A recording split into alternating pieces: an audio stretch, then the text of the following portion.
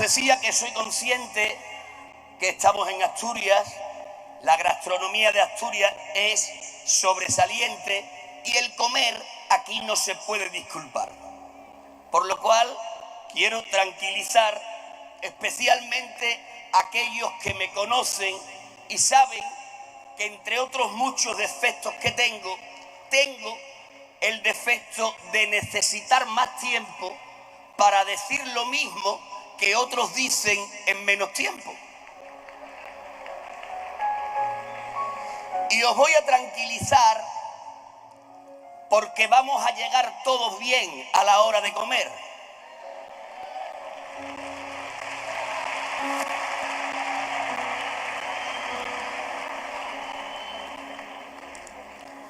Y vamos a llegar todos bien porque en esta noche anterior tuve una visión.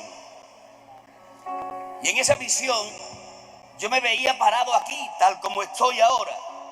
Y os veía a todos vosotros, tal como estáis ahora, con una pequeña diferencia. No os veía con los cuellos erguidos, como ahora mismo lo tenéis. En la visión os veía a todos con los cuellos doblegados. Y en mitad de la visión apareció un audio, y en el audio una voz atronadora decía: deja ir a mi pueblo.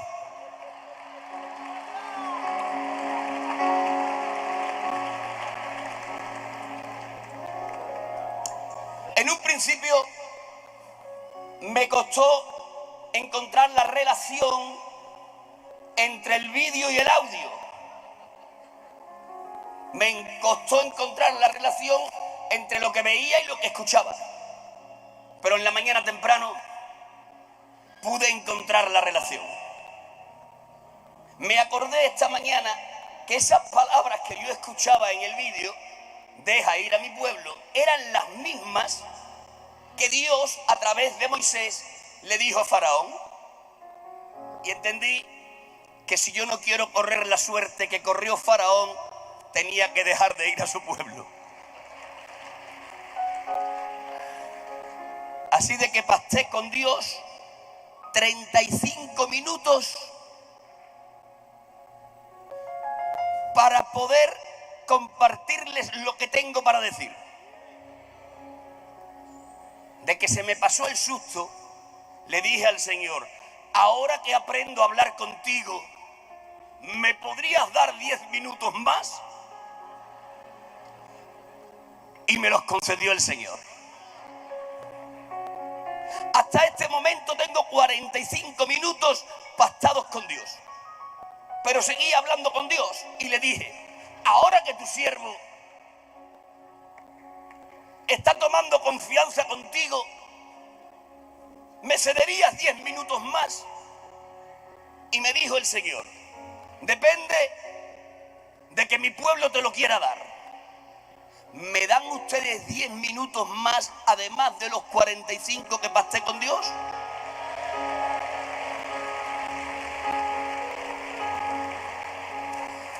Tengo pues 55 minutos para decirles lo que tengo para compartir. Mirad, todo lo que tengo para compartirles va a girar alrededor de una verdad que para mí es un misterio.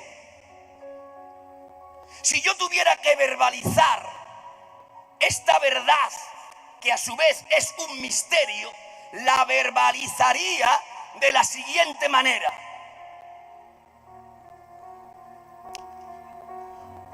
la perfección de una obra en su ejecución no garantiza necesariamente la eficacia en su aplicación.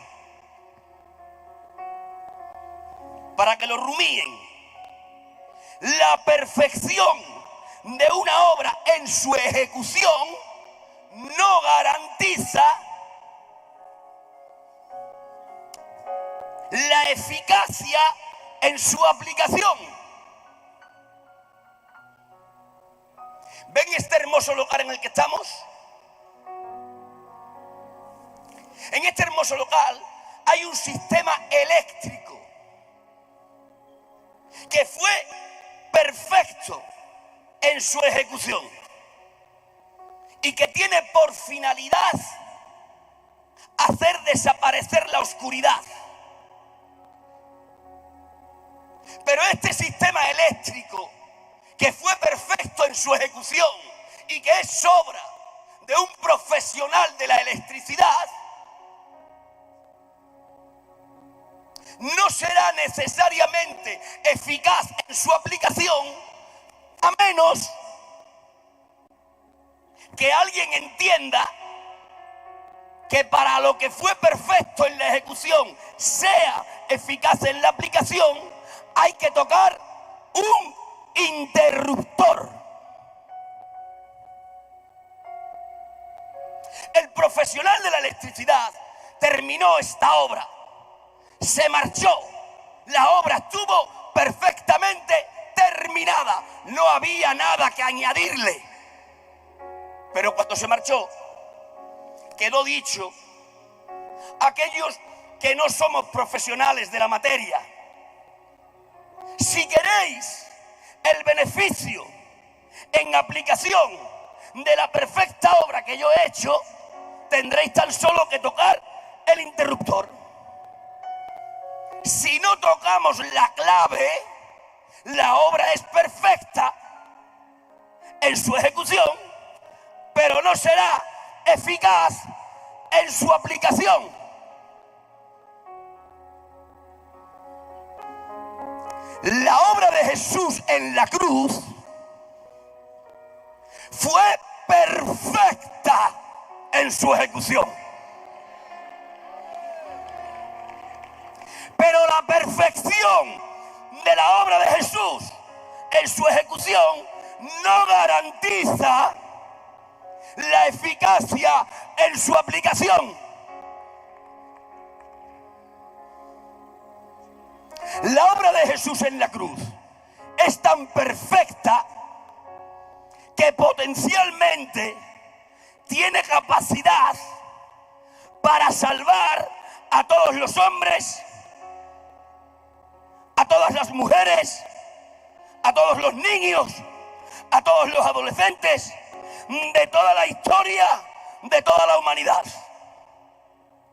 Es tan perfecta la obra de Jesús en la cruz que potencialmente tiene capacidad para vaciar el infierno y llenar hasta arriba el cielo.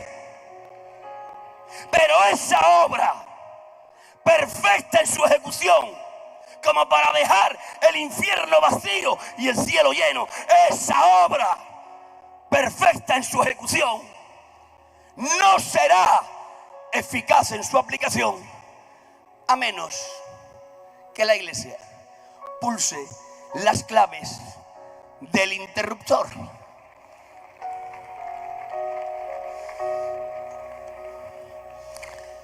Vénganse conmigo a Mateo capítulo 28, verso 18 al 19. Dice así la palabra del Señor.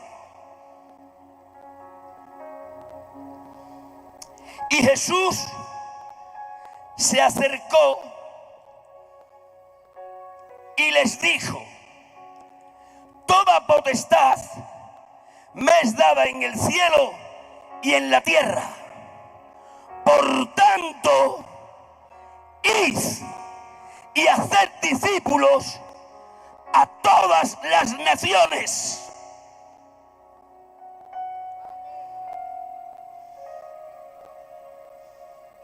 Jesús le ha entregado una comisión universal a un grupo de 120. El grupo es excesivamente pequeño, la comisión es excesivamente grande. No solo el grupo es pequeño, es que académicamente, según dice el texto sagrado, eran del vulgo sin letras, que traducido a un idioma contemporáneo sería lo mismo decir que académicamente eran analfabetos. Pero no solo eran pocos y analfabetos, es que además carecían de mundología. La mayoría de ellos no había salido de la geografía de Israel, que era un país geográficamente no más grande que Extremadura. Es decir, que eran pocos, académicamente analfabetos y sin mundología. Pero Jesús les encomienda una obra de carácter universal: id a todas las naciones. Tenían que salir de Israel, tenían que recorrer el continente asiático, tenían que recorrer el continente africano, tenían que recorrer el continente europeo, tenían que recorrer Oceanía, tenían que recorrer América si a esas alturas hubiera estado descubierta. Les entrega al grupo pequeño, analfabeto y sin mundología, una tarea de carácter universal. Razonablemente era imposible de hacerlo, pero Jesús confía en que lo van a hacer.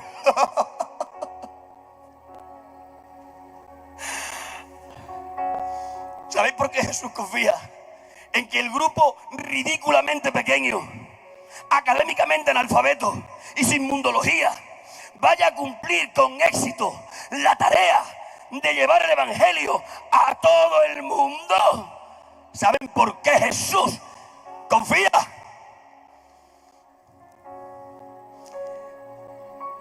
Porque la perfección de su obra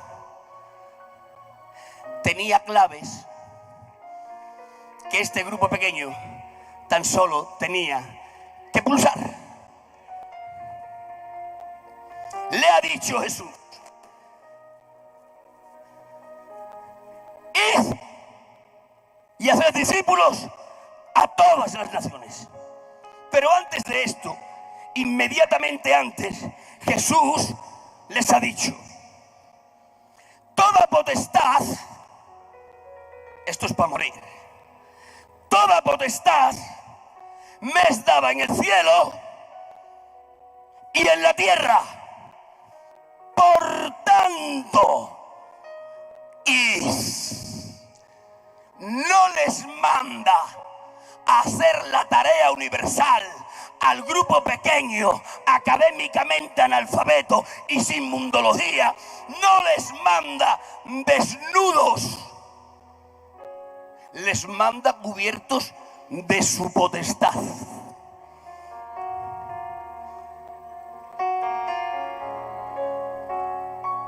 Toda potestad en el cielo y en la tierra me es dada. Por tanto, ese por tanto es el que hay que subrayar. Ese por tanto se podía parafrasear como en base a. Déjenme parafrasearlo. Jesús dice: toda potestad me es dada en el cielo y en la tierra.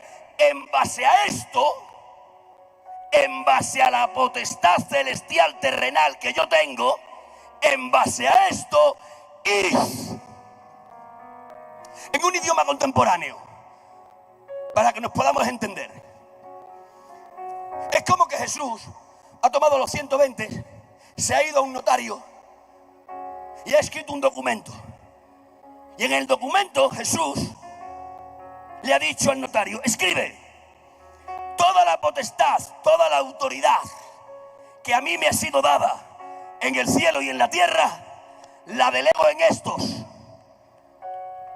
El notario le ha sellado, Jesús ha firmado, ha tomado las actas, se las ha entregado a los 120 y les ha dicho: os mando a una tarea de carácter universal, pero no os mando vacíos. Sé quiénes sois. Sois un número ridículo. Académicamente sois analfabetos. No tenéis mundología, pero no confío en vosotros. confío en lo que yo pongo en vosotros.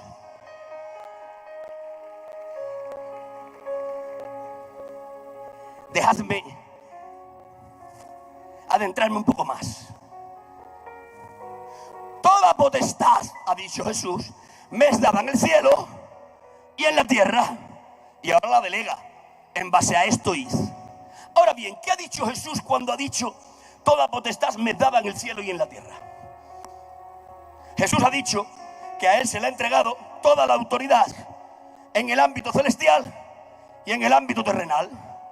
Mirad, la autoridad de Jesús en el cielo le es inherente a su deidad, pero la autoridad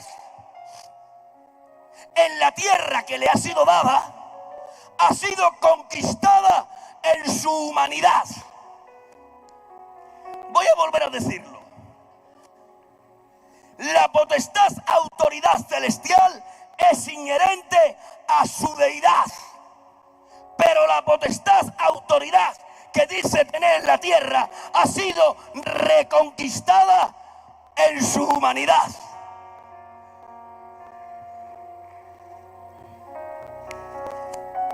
La autoridad en el cielo, Dios nunca la delegó a nadie. Y cuando uno se la discutió, Luzbel lo expulsó del cielo. Por eso, en cuanto a la autoridad celestial, no hay debate. Ni la entregó nunca a nadie. Y cuando se la quisieron discutir una vez, los expulsó a todos los que le quisieron discutir su autoridad celestial. Por lo tanto, su autoridad celestial es inherente a su deidad. Ni la entregó ni se la discutieron nunca. Pero la autoridad terrenal, Dios la delegó a Adán. En el capítulo 1 de Génesis, por 2 veces, Dios señala a Adán Señor de todo lo creado. La autoridad divina delegada en el ser humano. Le ha dicho Dios a Adán por 2 veces: te hago Señor de lo volátil, de lo terrestre y de lo marino. Señor, curios de todo. Adán es la única autoridad legal de Dios en la tierra. Adán se va a mover ministrando en su condición inocente en la autoridad que Dios le ha delegado. Pero la autoridad que Dios le delegó a Adán para que la ejerciese en la tierra,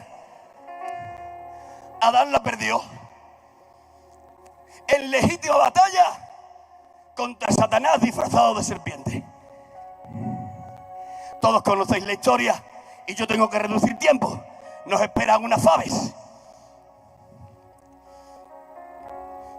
El combate del Edén tiene un claro vencedor, Satanás, y un claro perdedor, Adán, el depositario de la autoridad de Dios en la tierra.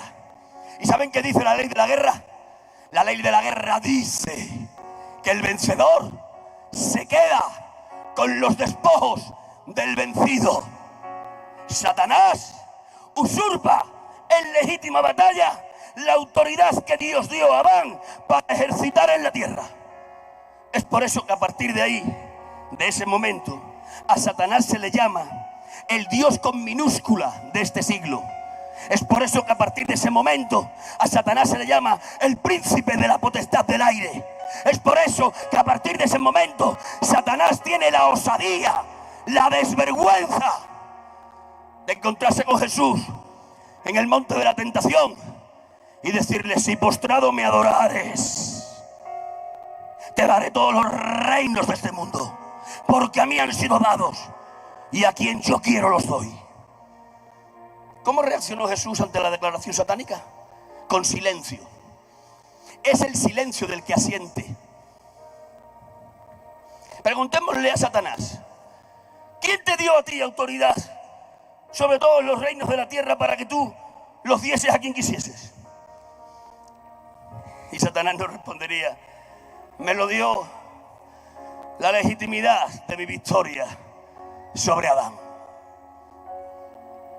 Por lo tanto, cuando Jesús dice: toda potestad me es dada en el cielo y en la tierra, Jesús está diciendo: la potestad celestial me es inherente a mi deidad, pero la potestad terrenal la he recuperado a través de mi humanidad. Recuperar la autoridad terrenal no fue cosa sencilla, no fue cosa de coser y cantar.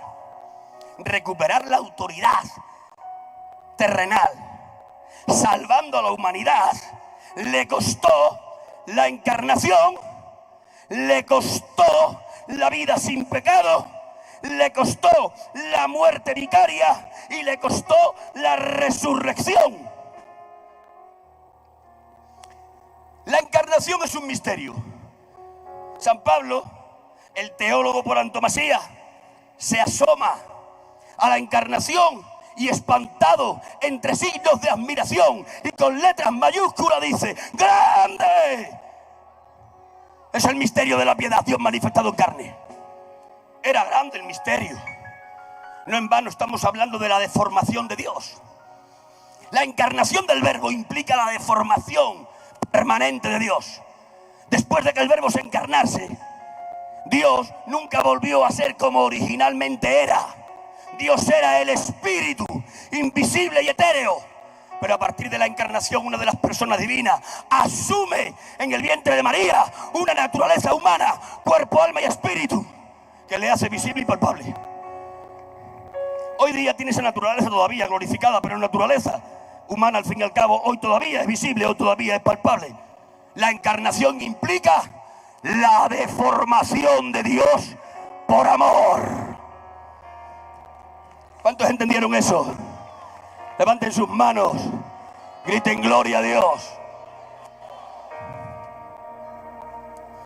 Pero no solo había que encarnarse, había que vivir sin pecado. En esa cuadra de Belén, donde habitan mudas bestias de carga malolientes, se ha producido el milagro, el misterioso milagro. Por cuna tiene el pesebre donde comen las mudas bestias de carga. Está envuelto en pañales. Ese que está ahí envuelto en pañales es Dios hecho carne. Va a necesitar de una madre que le amamante. Va a necesitar de un padre llamado José que le enseñe a caminar. Va a pasar por el proceso del crecimiento: infancia, juventud, adolescencia, mayoría de edad. Va a ser tentado en todo. Piensa en lo que quieras, en eso también. No va a sucumbir a ninguna tentación, ni de palabra, ni de pensamiento, ni de obra. Se mantiene inmaculado.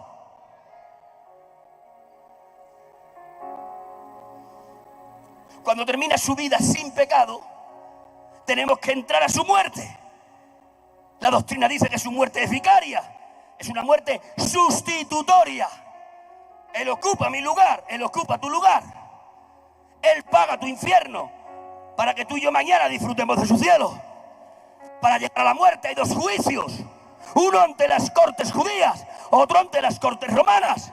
Ante las cortes judías le acusan de blasfemo, ante las cortes romanas de sedicionista.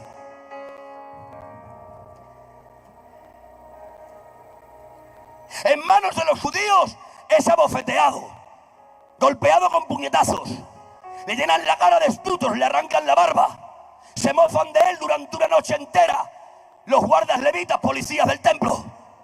Cuando termina el juicio judío, pasa al juicio romano. Le acusan falsamente.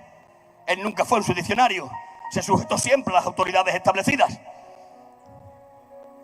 Pero así todo le condenan. Antes de llevarle a la cruz le azotan. Después de azotarle le coronan de espinas. Una legión entera de soldados pasa por delante de él burlándose de su reinado. Toman la caña, le golpean en la cabeza, uno tras de otro. Hace reverencias burlonas: salve, rey de los judíos. maltratado. Poncio Pilatos le saca a la multitud, dice: "He aquí el hombre". Es una expresión que dice: ¿le veis? Este no es un riesgo para el imperio que yo represento. Perdónenme la expresión. En sus ojos de él estaba diciendo: es una piltrafa humana, nada puede hacer.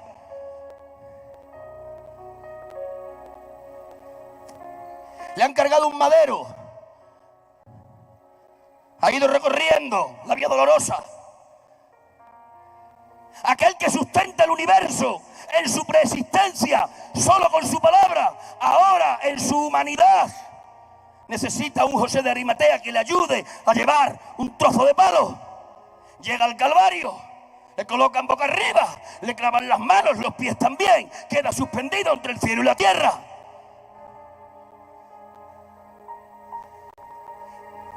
Y expira. No le matan. La Biblia dice que entrega su vida porque él tenía poder para entregarla y para volverla a tomar. Ha muerto sin pecado, con lo cual ha muerto de forma sustitutoria. Ha muerto de forma vicaria. Él ha ocupado tu lugar, presidente. Él ha ocupado mi lugar. Él ha ocupado vuestro lugar. Dirección de España. Él ha ocupado vuestro lugar. Iglesia de Jesucristo. ¿Qué merecíamos todos nosotros? El infierno. Si él ocupa nuestro lugar, ¿qué tiene que pagar? Nuestro infierno. Pagar nuestro infierno no se trataba de clavos. Pagar nuestro infierno no se trataba de coronas de espinas. Pagar nuestro infierno no se trataba de ser flagelado. Pagar nuestro infierno se trataba de sufrir, no cuantitativa, pero sí cualitativamente, los ingredientes infernales. 3 ingredientes infernales. En el infierno hay 3 ingredientes: pecado, ira del Padre y desamparo del Padre.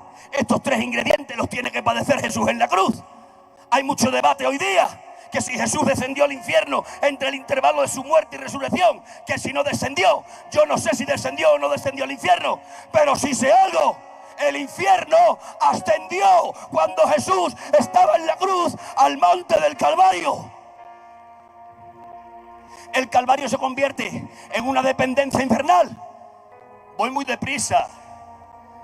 Vuestras faves me están haciendo predicar así. El Calvario es una dependencia del infierno. Jesús se ha hecho pecado.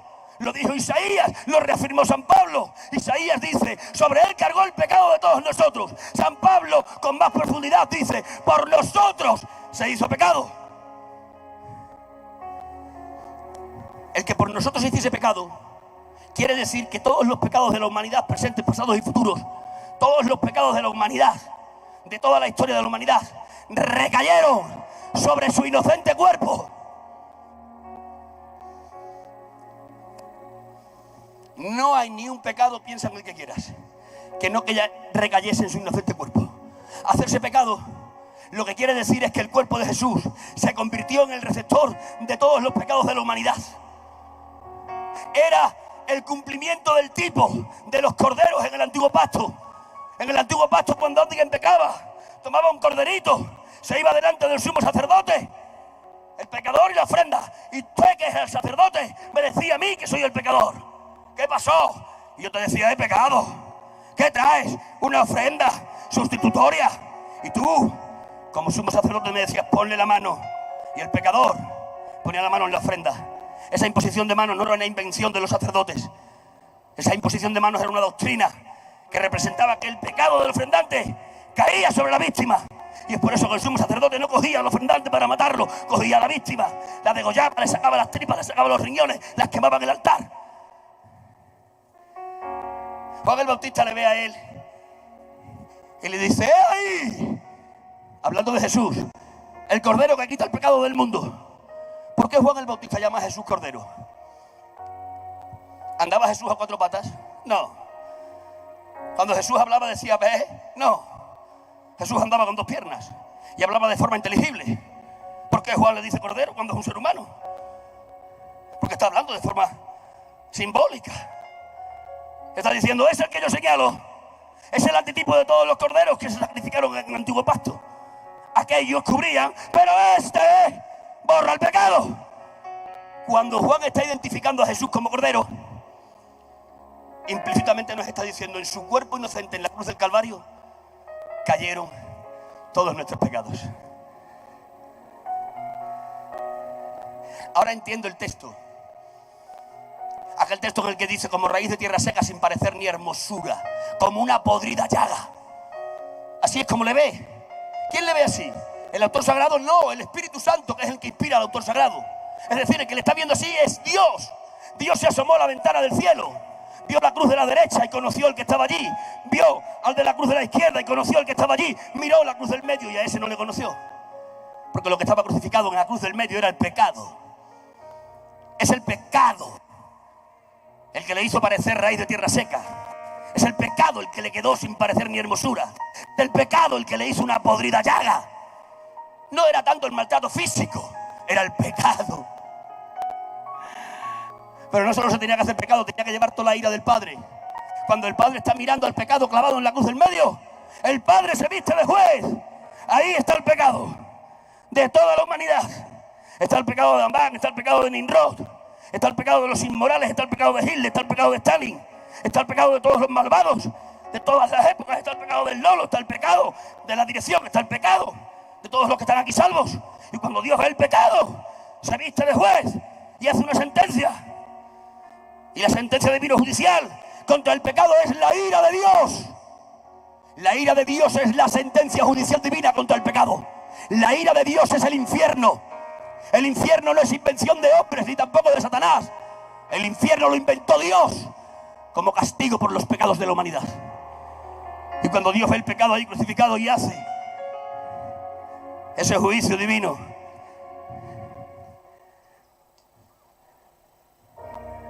se va a la parte más secreta del santuario, saca la copa de la ira, la trae y la vierte sobre la cruz del Calvario.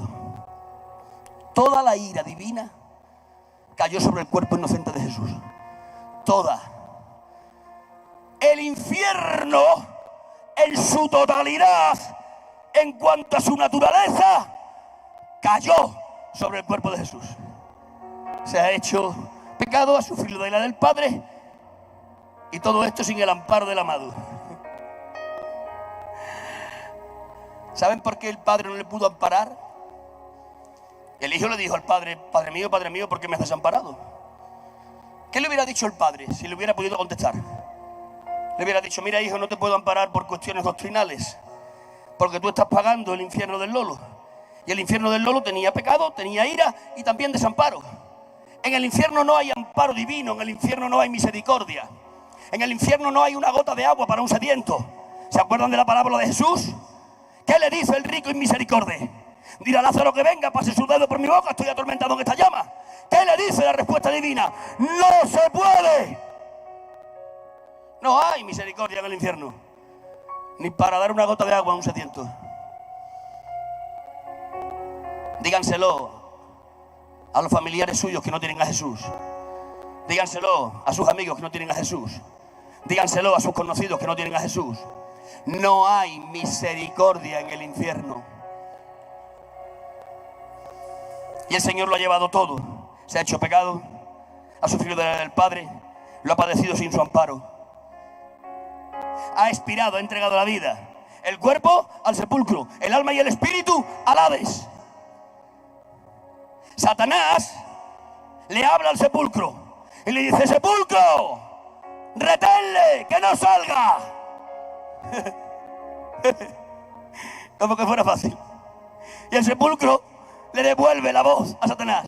Él le dice: Satanás, lo que tú no pudiste manchar en vida, no pidas que yo lo retenga en muerte. La limpieza de su vida es el argumento que provoca su muerte, su resurrección. Está resucitado, y la resurrección, ¿qué es? La prueba indubitable de que ha matado a la muerte muriendo. Y ahora, volviendo al texto del que estábamos predicando, ahora resucitado, ve a los 120 y le dice: Toda potestad me dada en el cielo y en la tierra, por tanto, y hace discípulos a todas las naciones. Ahora le entrega la potestad terrenal reconquistada, se la entrega a los 120. Van en la potestad reconquistada. Mirad, hasta ese momento, Satanás operaba en esta tierra bajo la legalidad de su victoria sobre Adán. A partir de ese momento, Satanás sigue operando, pero ya no en legalidad, porque la autoridad que él le quitó a Adán, Jesús se la quitó a él. Pero ¿a quién le ha dado ahora a Jesús esa autoridad? No se la ha quedado para él. Por tanto, te ha entregado su autoridad. Escucha bien esto, iglesia. Tienes la autoridad legal que Cristo reconquistó por su humanidad para operar en esta tierra. ¿Sabes qué significa ser receptores de la autoridad que Jesús en su humanidad reconquistó? Eso significa ser receptores del añadido de gloria que Jesús en su humanidad sumó a la gloria de su deidad. Voy a volver a decirlo. Ser receptores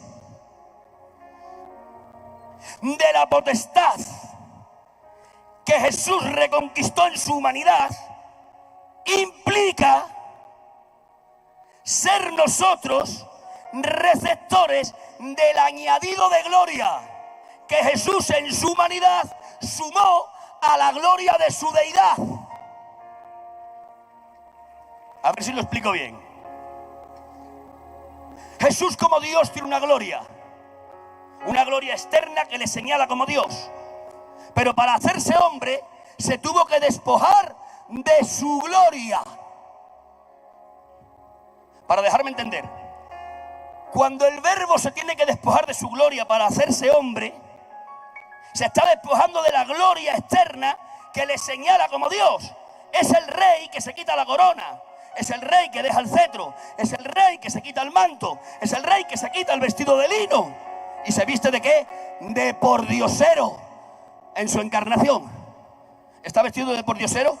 El rey se pierde entre la plebe.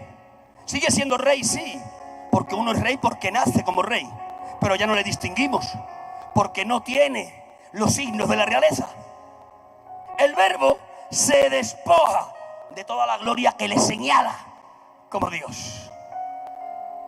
Recorre su vida terrenal con los harapos de su humanidad, pero de que está terminando su tarea de redención, ¿qué le dice al Padre? Dice: Padre, glorifícame contigo con la gloria que contigo tuve antes de que el mundo fuese. ¿Qué le está diciendo? Estoy terminando la obra de redención y ya te advierto que subo para arriba. Devuélveme la gloria que dejé. Quiero la corona, quiero el cetro, quiero el manto, quiero el trono. Voy a recuperar la gloria que dejé. Pero cuando Él sube y asciende, no solo recupera la gloria de la que se despojó, según Dios, sino que a la gloria divina de la que se despojó le suma la gloria que como hombre conquistó. Dice el texto sagrado: y Dios le dio un nombre que es sobre todo nombre.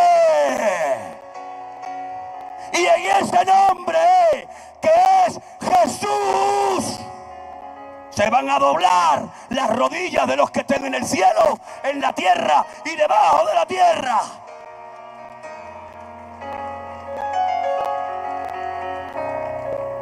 Nos ha dado en su potestad reconquistada en su humanidad, nos ha dado la gloria añadida que ganó en su humanidad y sumó a la gloria de su deidad. Es por eso que hoy yo, un triste mortal, Le digo a un inconverso en el nombre de Jesús, recibe vida, y la recibe. Es por eso yo, que una vasija de barro inútil, veo a un poseído y le digo en el nombre de Jesús, sal de ese cuerpo, y el demonio se marcha. Es por eso que yo, un triste instrumento, resquebrajado, le pongo las manos sobre el enfermo y le digo en el nombre de Jesús, sana, y el enfermo se convierte en sano. Es por eso que nosotros en el nombre de Jesús tenemos autoridad, dice la Biblia, para pisar serpientes, escorpiones y toda fuerza del enemigo.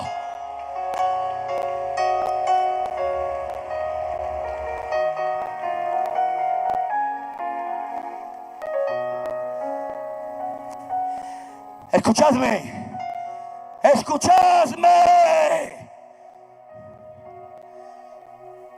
La obra era grande y el grupo era ridículamente pequeño. La obra era grande, pero más grande que la obra era la potestad que les dio.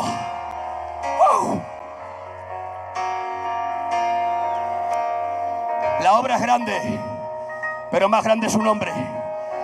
No estáis aquí. La obra es grande, pero más grande es su nombre. La obra es grande, pero más grande es su potestad. Toda potestad me es dada en el cielo y en la tierra. Por tanto, en base a eso, os ha firmado un documento, hermanos mayores, un documento sellado por el Espíritu Santo, firmado por Jesús. La autoridad divino terrenal está en vosotros. La potestad, por lo tanto, es una clave. La potestad es un interruptor. Queremos que su perfecta obra de la cruz se haga eficaz en su aplicación. ¿Sí o no? Toquemos al interruptor. Mirad, lo que os estoy diciendo es que aunque la cruz es perfecta y puede salvar a todos los hombres, las mujeres, los niños y los adolescentes de toda la historia de la humanidad, aunque eso es verdad, porque la cruz en su perfección potencialmente tiene capacidad para salvar a todos, si la iglesia no hace su parte, no se salvará ni uno.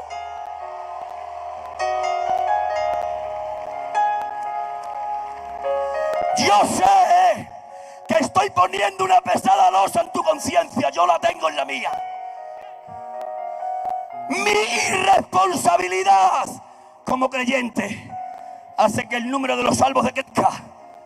Pero si yo fuera fiel, mi fidelidad como creyente haría que el número de los salvos creciese.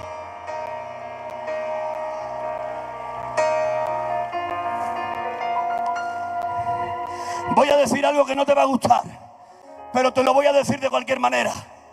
Somos corresponsables de la perdición de los que se pierden.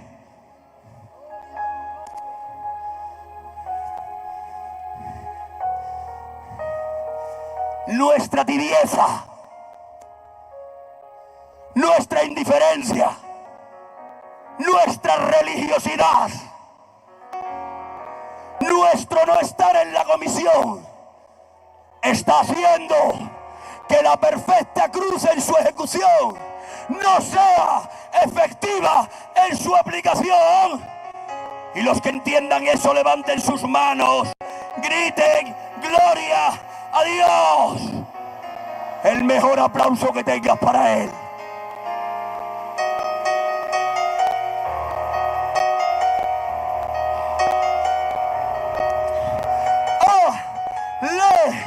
¡Aleluya! La tarea es grande, pero más grande es la herramienta.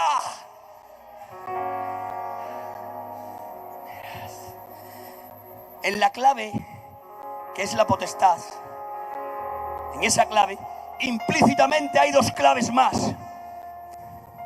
En la clave de la potestad está la clave de la intercesión y de la predicación. Voy a hacerlo muy rápido. Voy muy rápido, Presi. Muy rápido. Esto que he dicho, 20 minutos, yo necesito normalmente 45. Me apaña. Yo a él lo respeto mucho toda mi vida. Desde que iba con pantalones cortos. Y no voy a dejar yo su palabra que caiga a tierra. Potestad. Primera clave. Para hacer efectiva en su aplicación la perfecta obra de la cruz en redención. Segunda clave que está implícita en la primera. Intercesión. Preguntadme. ¿Por qué para hacer de pecadores salvos hay que interceder por ellos? Porque los pecadores no tienen capacidad para pedir perdón.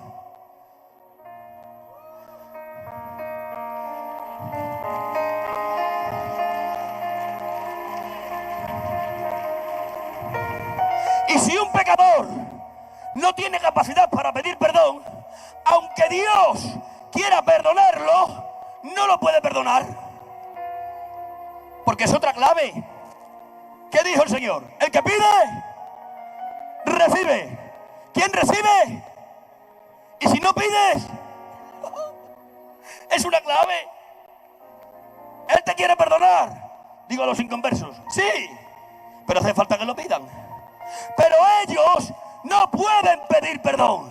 ¿Sabéis por qué? Porque San Pablo dice en Corintios que ellos están ministrados por un ministerio satánico que les tiene cegados y que impide que resplandezca sobre ellos la luz del Evangelio. Así lo dice San Pablo. Todo el mundo está bajo el ministerio de Satanás y Satanás les ha cegado la luz del entendimiento para que no les resplandezca el Evangelio. Dice San Pablo en Romanos, todos, sin excepción, están muertos en delitos y pecados.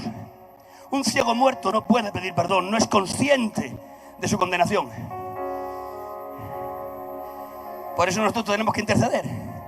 Porque ¿qué es interceder? Interceder es orar. Hay tres formas de orar. Se ora pidiendo, se ora adorando y se ora intercediendo. El que ora pidiendo busca a Dios. El que ora adorando le busca a Dios a él. Y el que ora intercediendo busca al semejante. Interceder.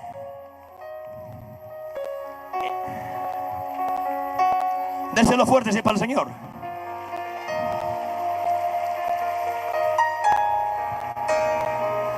¡Aleluya! Interceder es ponerse en los zapatos del pecador. Déjenme usar esta expresión. No, corregidme sí, pero no me peguéis. Voy a usar esta expresión. Va a ser solo una expresión. Cuando uno intercede y se pone en los zapatos del pecador ciego y muerto, cuando se pone ahí, lo que está haciendo es mimetizarse con su identidad personal.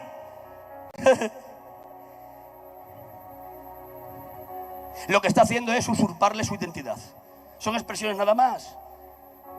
Si tú fueras un pecador y yo un santo, la película la estoy predicando yo, la mejor parte para mí, te vas a salvar al final. Si el hermano presidente fuese un pecador, muerto y ciego, y yo soy un creyente, me pongo en sus zapatos, porque siento misericordia por el que se pierde en el amor del Señor. Y cuando yo me pongo en sus zapatos de él, yo le estoy usurpando la identidad al Señor Francisco Santo. Me estoy mimetizando con él. Y empiezo a orar al Señor. Y cuando empiezo a orar al Señor, oro como que fuera él el que orase. Y le digo, perdónanos, hemos pecado. Hemos cometido este pecado y este otro y este otro.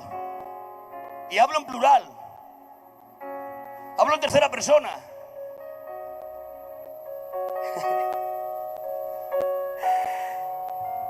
Estoy pidiendo perdón para él en su lugar. Y ahora, como estoy pidiendo en su lugar, ya está la clave tocada. El que pide,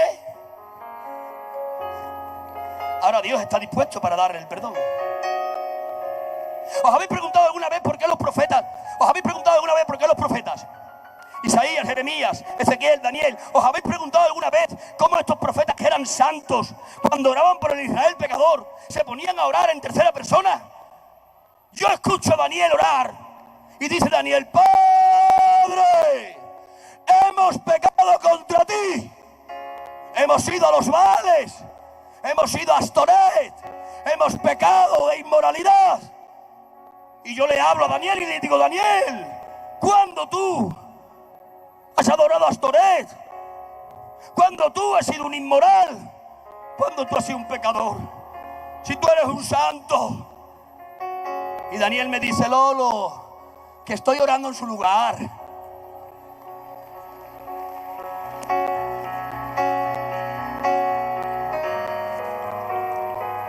¿Os acordáis de Jesús? ¿Cuántos se acuerdan de Jesús? En el Jordán se va a bautizar. El bautismo de Jesús en el Jordán es un acto de identificación con los pecadores, con lo cual es un acto de intercesión. Va al Jordán, su primo Juan el Bautista frente a él, y Juan, doctrinalmente correcto, le dice: no tienes tú que ser bautizado por mí, tengo yo que ser bautizado por ti. Doctrinalmente Juan estaba diciendo la verdad. Este bautismo es para pecadores y tú no eres pecador. Bautízame tú a mí y no yo a ti. ¿Qué le dice? La bendita respuesta: deja, primo, que cumplamos con toda justicia. ¿A qué se estaba refiriendo? Me quiero identificar con los pecadores en el Jordán para salvarlos en el Calvario.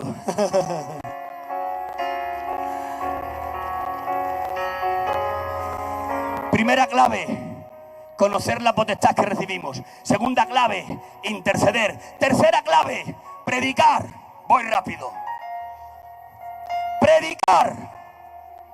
Miren, predicar es la metodología divina para salvación.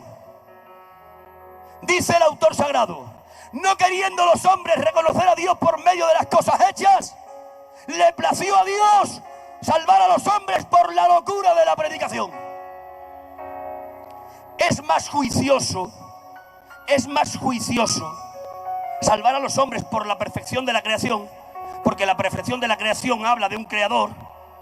Todo efecto tiene una causa, toda creación tiene un creador. Razonablemente es más fácil creer en Dios por la perfección del universo, pero no queriendo los hombres reconocer a Dios por medio de las cosas hechas, dice: a Dios le plació salvar a los hombres por la locura de la predicación. Es una locura, pero es una locura de Dios.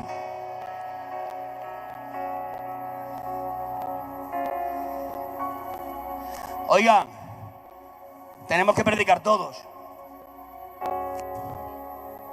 Sí.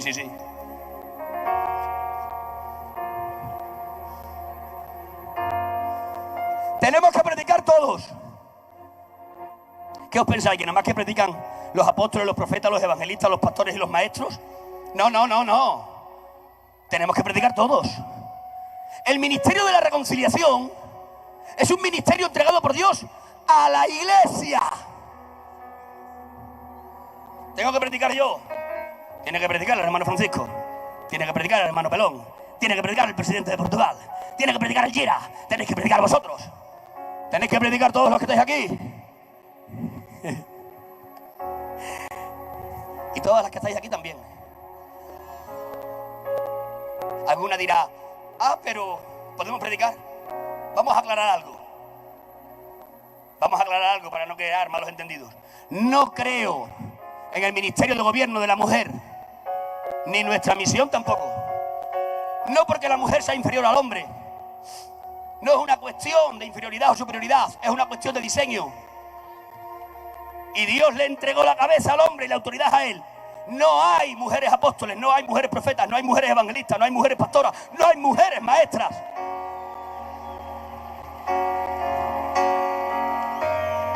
Pero el que la mujer no pueda ejercitar un ministerio de gobierno, ni pueda predicar en un púlpito, porque un púlpito es un lugar de autoridad. Aquí no pueden predicar, esto es un lugar de autoridad. Sí podéis predicar mientras que vivís. Sí podéis predicar en las calles.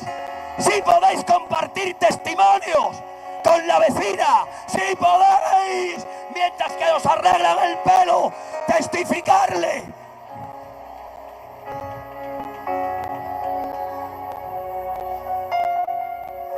Si predicamos,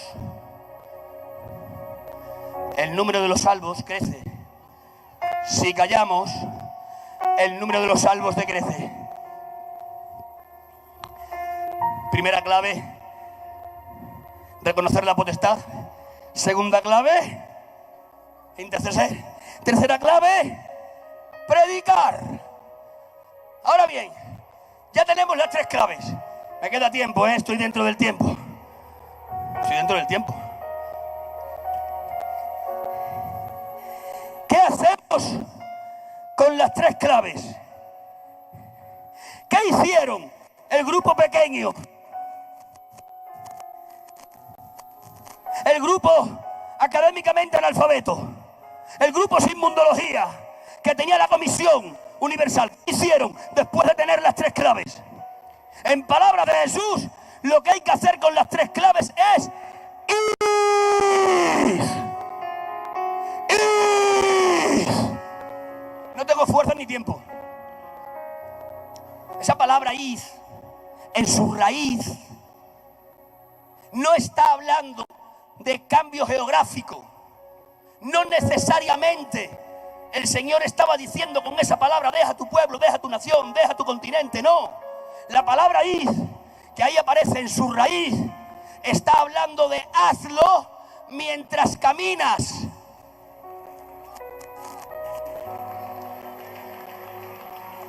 Traducido, hazlo mientras que vives. Hazlo en el que te arregla el coche en el taller. Hazlo con aquel que le compras los géneros que vendes en el mercadillo. Hazlo con aquel que vive en el mismo bloque de tu piso. Hazlo en la peluquería con la que te arregla el pelo. Hazlo con la vecina que hace 20 años que la conoces y no le ha testificado de Jesús. ¡Id! Hacedlo mientras que andáis. Hagámoslo mientras que vivamos.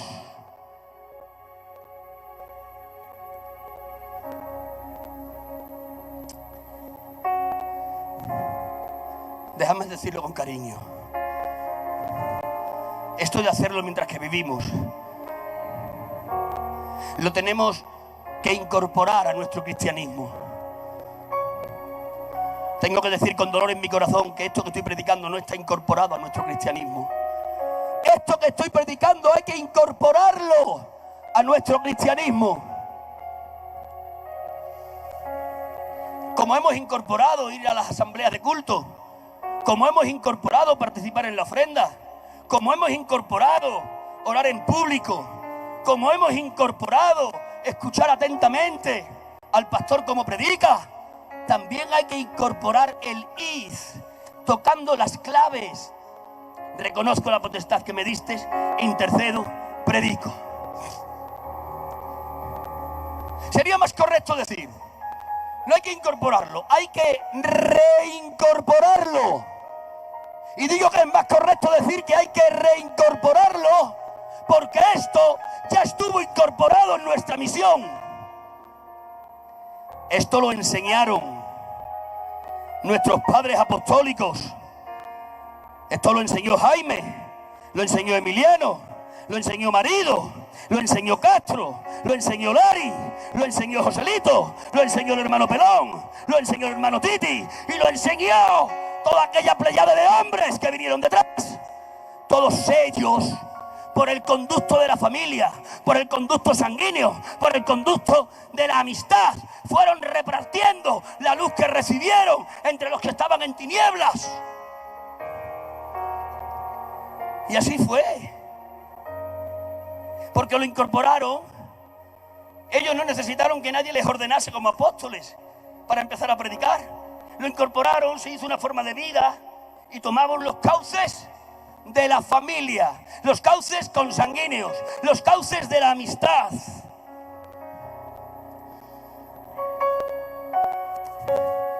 Pero eso que estaba incorporado se nos descolgó de nuestro cristianismo. Ahora ya os voy a predicar así porque ya no tengo más fuerza. ¿Sabéis por qué se nos descolgó de nuestro cristianismo? Porque nos quedamos sin campo para sembrar. Lo hicieron también lo hicieron, que no hay un solo pueblo en toda la geografía de España donde haya una familia étnica cultural gitana que no haya recibido el Evangelio. Nos quedaron sin campo de siembra. ¿Qué tenemos que hacer, pues, para reincorporarlo? ¿Qué tenemos que hacer? Pónganse de puntillas. Gato. Lo que tenemos que hacer es ampliar los horizontes. Es mirar otros campos. ¿Cuál es el campo más cercano que tenemos? 47 millones de personas que hay en España que no son del pueblo gitano. ¡Lo entendieron! Ampliemos el horizonte. A partir de aquí, a partir de este minuto, este mensaje ya deja de ser un mensaje de carácter universal y va a empezar a ser un mensaje de carácter denominacional. Ahora voy a deciros lo que tengo para deciros. Hasta aquí, todo lo que he predicado lo podía haber predicado yo en cualquier iglesia del mundo. Es un mensaje universal para cualquier iglesia en cualquier parte del mundo. Lo que voy a decir a partir de este minuto es un mensaje focalizado para Filadelfia. Tenemos que ampliar el horizonte, 47 millones. Algunos me diréis, ¿cómo vamos a ir nosotros? Siendo pocos. Académicamente yo cuando menos analfabeto. Y sin mundología. ¡Ay! Nos parecemos a los 120. Somos pocos, es verdad. Analfabetos. ¿Cuántos analfabetos hay aquí? Y sin mundología. Y diremos, ¿cómo siendo pocos, analfabetos y sin mundología, 47 millones? Os voy a decir por qué tenemos que ir. Filadelfia tiene que ir. Filadelfia es una habitación preciosa del palacio que es la Iglesia de Dios. La Iglesia de Dios universal es un palacio. Filadelfia es una habitación preciosa de ese palacio que la edificó Dios a través del ministerio de nuestros padres apostólicos. Y tenemos que ir. ¿Sabéis por qué tenemos que ir? Porque hay una señal en los tiempos del origen de esta misión que dice que tenemos que ir. Hay una señal en la historia de esta misión que dice que tenemos que ir, que tenemos que traspasar las fronteras, que tenemos que ampliar los horizontes, que tenemos que pensar en 47 millones. Esta señal de los tiempos en nuestra misión yo la descubrí y para mí fue una sorpresa. La descubrí estando en la zona de Aragón, media Cataluña. Me ubiqué en Zaragoza. Eventualmente yo iba a Balaguer. Y cuando iba a Balaguer acostumbraba a verme con un ministro nuestro que tiene más de 70 años, que se apoda Carabinas. Él era el cajero de la zona cuando yo estaba allí. No era del clan, no era de la etnia cultural nuestra, pero llevaba más de 50 años con nosotros. Y en las múltiples conversaciones que tuve con él y con David, el hijo de nuestro hermano Jaime que está con el Señor, Carabinas me descubrió una señal. Le pregunté: Carabinas, ¿cómo tú y tu familia estáis con nosotros? Me dijo, soy hijo espiritual y en el ministerio de Jaime. Y mi familia nació con él a la luz del Evangelio. Pero no nací yo solo, Lolo. Nacieron muchas familias no gitanas de Balaguer. Uso palabras textuales del hermano Carabinas. La iglesia primera de Balaguer, Lolo, era mixta. Dios le abrió al hermano Jaime una avenida de llamamiento apostólico al pueblo gitano, pero también le abrió un camino ancho de llamamiento al pueblo gitano en este país. ¿Qué pasó, Carabinas, con el resto? Se marcharon, Lolo. Me dijo él en otras palabras, yo las voy a traducir por resumir la conversación. Me dijo él en otras palabras, se marcharon, Lolo, porque la comunión es fácil, la convivencia es muy difícil. ¿Se fueron al mundo, Carabinas? Me dijo la mayoría, no, Lolo. Son la base de la iglesia de no gitanos más grande que hay en Balaguer.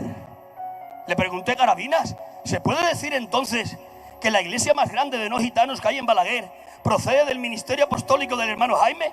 Dice, no se puede decir, se debe de decir. Para mí aquello fue la revelación de un misterio.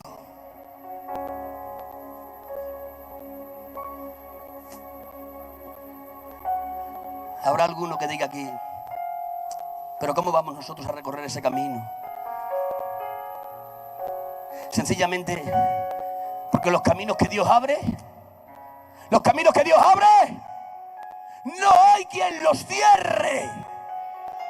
Ese camino que abrió Dios sigue abierto, aunque no transitado, pero está abierto, porque Dios no cierra lo que abre. Lo que Dios abre se queda abierto para 101 años. Por lo tanto, el camino que se abrió, aunque no transitado, yo digo hoy, hay que transitarlo.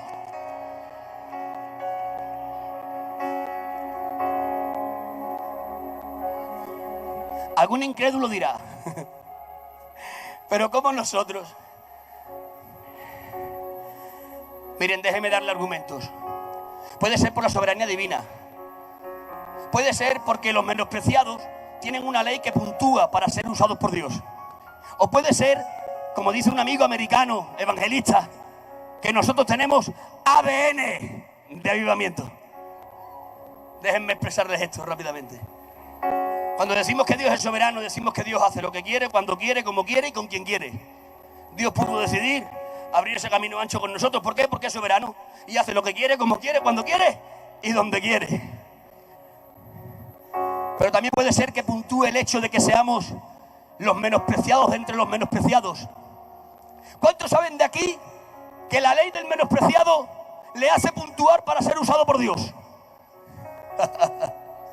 Dice la Biblia que Dios usa lo que no es para que sea. Dice la Biblia que Dios usa lo pequeño para hacerlo grande. Dice la Biblia que Dios usa a los ignorantes para avergonzar a los sabios. ¿Saben qué está diciendo la Biblia con todo esto? Está diciendo que Dios no necesita cosas grandes para hacer grandes cosas.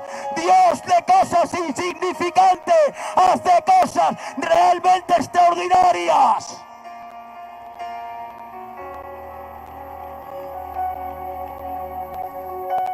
Gedeón, para explicar esto, voy a terminar ya, déjame esto. Gedeón, un ejército grande, dice quita muchos miles. Dice, ¿por qué quieres que quite miles si voy a una guerra? Dice, porque si ganáis con todos los que sois, os atribuís la gloria de la victoria, y yo no comparto mi gloria con nadie. Quita gente, se quedaron 300, y con 300 Israel ganó. ¿Quién se llevó el crédito de esa victoria? No se le iban a llevar los 300, que era un número ridículo. Puso el dedo en los 300, lo puso en el Dios de los 300. Nosotros somos pocos, académicamente analfabetos y sin mundología. Pero en ese menosprecio puntuamos para ser usados por Dios. Hubo una encuesta no hace mucho. Una encuesta. Hacían una pregunta al mundo español. ¿Con quién casaría usted su hija? ¿Con un árabe? ¿Con un hombre de color? ¿Con un asiático? ¿O con un gitano? ¿En qué lugar crees que quedamos? En el cuarto. Cuando yo leí aquella entrevista, cuando yo leí y vi que quedamos en el cuarto lugar, me enojé. Pasadas 2 horas me alegré. Dije, somos los menospreciados entre los menospreciados. Por eso puntuamos para ser usados por Dios. Se abrió una avenida de llamamiento apostólico al pueblo gitano, pero también un camino ancho de llamamiento al pueblo no gitano. Y nosotros somos los únicos que en este país tenemos ADN de avivamiento. Mira todos los países de nuestro entorno, todos tuvieron un avivamiento. Vete a Italia y te encontrarás con el avivamiento de Savonarola. Vete a Francia y encontrarás el avivamiento de Juan Calvino. Vete a Alemania y encontrarás a Martín Lutero. Vete a Suiza y encontrarás a Suicinglio. Vete a Checoslovaquia y encontrarás a los hermanos moravos. Vete a Inglaterra y encontrarás a Spurgeon y encontrarás a los hermanos Wells y encontrarás a Fines. Vete a Sudamérica y encontrarás a Carlos Anacondia y a Freyson. Vete a Norteamérica y encontrarás un sinfín de avivamientos. Vete a España, no hay ni uno. ¿A excepción de quién?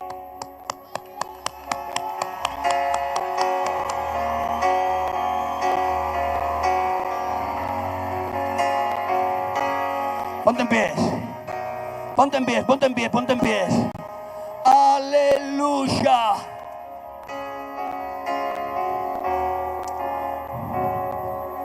Somos el único avivamiento real que he visto en España.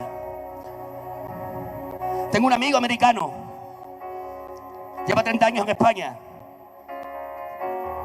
Predica en la Puerta del Sol, en un ministerio que le llaman la Caja Roja. Compartimos hace unos meses, estuvimos unos días juntos. Hablábamos de la historia de España y de los avivamientos. Y me decía él, solo hay un avivamiento en España, no registrado. No registrado. Filadelfia. Tenéis ADN de avivamiento. Levanta tus manos. Inclina tu rostro. Haz una oración conmigo, haz una oración conmigo. Piensa ahora en tres personas no gitanas. Piensa en 3 personas no gitanas que conozcas. Piensa en ellas. Piénsalas. ¿Las tienes? 1, 2, 3. Piensa en ellos. Piensa en esas 3 personas. Dile a Dios conmigo. Padre, en el nombre de Jesús, reconozco tu potestad. Me comprometo a interceder por ellos y también a predicar. Esa alabanza, por favor, que suene. Eleva a Dios esa oración. Aleluya. Vamos a dejar a los hermanos 55 minutos. El mejor aplauso que tengan para él y los siervos del Señor con nosotros.